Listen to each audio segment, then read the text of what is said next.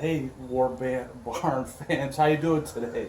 Sunday, it's raining. It's a great day here. I posted a short on my track links on the War Barn there. So check that out, and I want to show you what they look like once they're completed. So come over here. These are Kettenkrad track links. This is what they look like after I get the new bearings, cleaned off the pins, and put new rubber on there and hardware as well.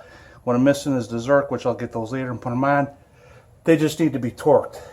So if you see I got these marked, I need to have some of these on the right side, some of them on the left side. Why is that? Okay, wheel pushes over here, and if they're on the outside, I can see if the nuts came loose. So talking to other collectors, hobbyists that do this, they tend to think at the factory they were just put together in one straight length and then split them up, and then one side actually had the nuts on the inside where you can't see them. So I consider that a personal choice, something I'm doing for safety. If it starts coming apart, I'll be aware of that. Here are some that have the bearings in there, but I need to put a seal in there and a cap, and obviously the track line. So let's have a little quick scan of the Kettenkrad itself. Here's the back end. I have some final drives, transaxle.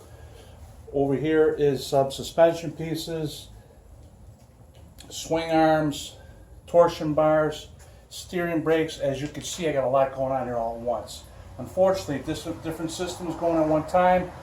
Missing one thing from this part or system, missing another piece from over here.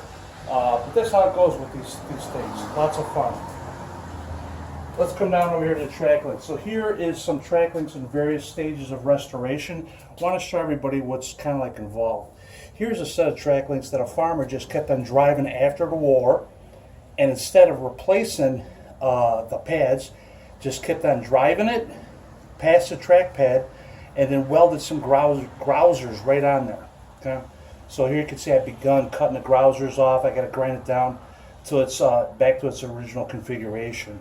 Some of these have broken nuts and bolts. That's why these are on the back burner. This one's good to go. These were all hot tanked. Even after hot tank, I like to brighten them up with a wire wheel.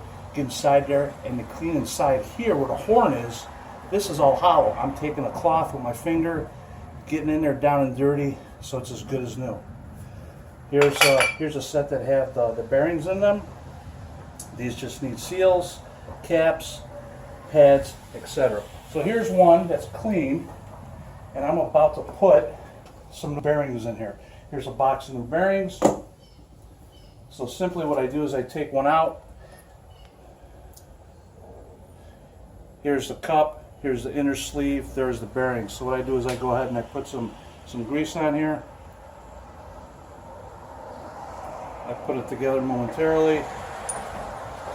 Spin it around. This gets the inside and the back side of the bearing all greased up, and then I load it up with some more grease.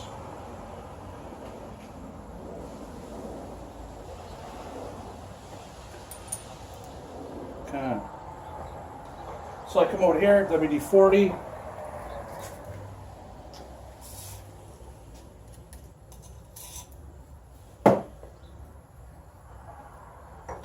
Get it in position, and I start with a rubber mallet.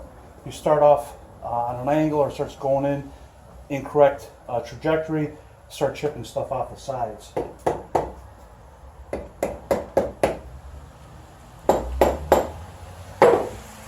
What I have is an old bearing here, so I'm absolutely hitting it evenly as I go around. And I can feel it starting right away.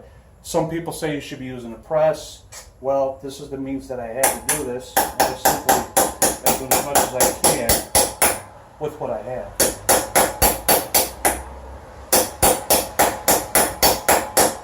Sometimes I'll stop. As you can see, it's going in. This one's going in nicely. Get a little bit more WD.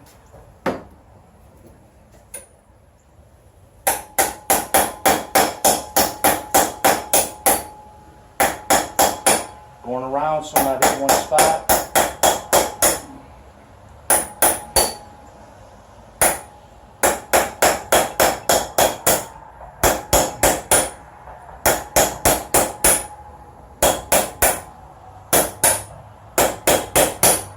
This one's almost seated. I want to be sure it's seated all the way. Once I get it together, it'll be a lot harder to try to push it back in. And there's a certain audible sound it makes when it's made contact. So there you go. That's how that goes in. 30 needle bearings, inner sleeve, outer sleeve. Already put one in on the other side. All I need to do next is to put seal on either side and a cap. This one I've cleaned up. This one cleaned up pretty good. It'll go on there nicely. A lot of them are rusted. That's one of the many parts I'm waiting for. So there. So this is what it's going to look like. Here's another track length. Here's the pin. It'll sit in here. Pin will go through it and put a cap on there. Thanks for tuning in. I will have updates once a week, most likely on Sundays. If not, I'll let you know. One other thing I want to compare it to. Come over here. Here is a Panzer IV track link. As you can see, it's much simpler. All it is a straight bar going all the way through. That's what I call a dead track. So, obviously, the Kettenkrad is a lot more time consuming than getting the track links up to snuff. Thanks again, guys. Bye.